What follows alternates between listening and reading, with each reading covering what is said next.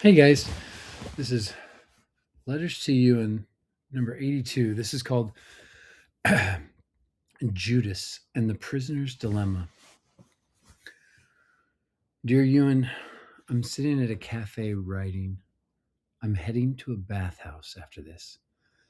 I've only been mildly promiscuous by my standards on this trip, and I can feel a call to let go. I've written 3 letters while sitting here and hesitated before tackling this one. Like picking a fly out of a glass of wine I'm set on drinking. I notice a fear and affirm, yes, I don't know what's going to happen. For some reason, I feel simultaneously like a 16-year-old that just came home drunk and his father who is helping him to bed. Dizzy, fear, faith. The prisoner's dilemma.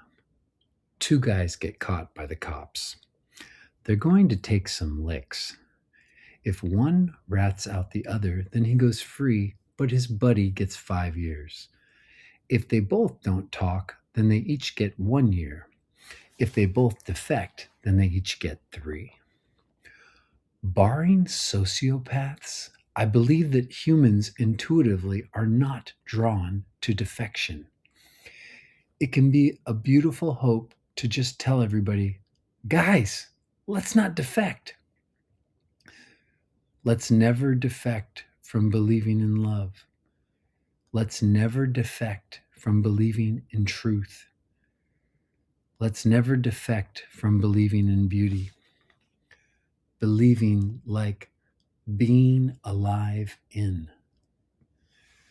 The story of Jesus offers an interesting take. Of the 12, there will be a Judas. One will betray.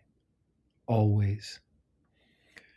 In the cult, we read this book written by a third order nun named Maria Valtorta called The Poem of the Man God.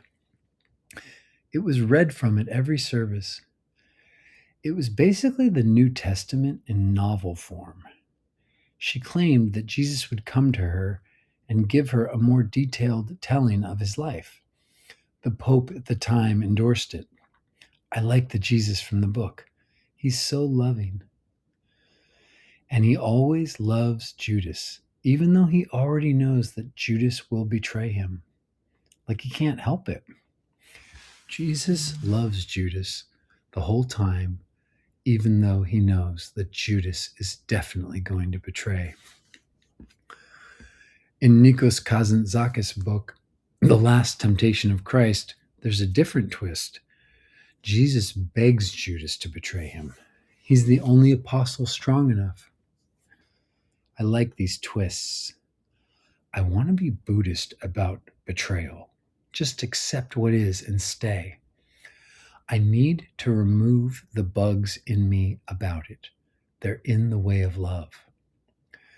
There was a participant at one of my immersions who my mind called betrayer. Everybody kept trying to get him to take some feedback, and he just couldn't. It felt like he was ruining my call for all of us to only serve 1 year. I got drawn into conflict with him. I couldn't own that I was afraid of letting him down. A woman exclaimed, just stop it, at both of us. I didn't understand what it was, but I trusted her. I stopped. And later, he owned where he was at, and what had looked like betrayal just turned out to be a deep embodied fear of love. He may never choose faith. He's lovable. He may never let himself rest. He's still lovable. It mirrors Gollum from Lord of the Rings. Loving the unlovable is great, but the sheer between love and betrayal, real or imagined, is actually a further doorway to love. Love is free, so if it disappears when it's not perfect, it means it was just a step toward love. I don't know if I'll ever not just see it in retrospect, but I'm committed. I imagine there's a part in me that doesn't feel lovable. I used to think the goal was to convince it that it was. Not anymore. Now I'm committed to loving what can never see that it is lovable.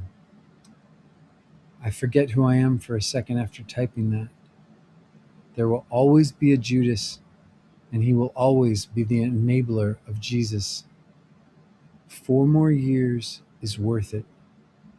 Cheers, Ewan. I'm off to the bathhouse. Mike.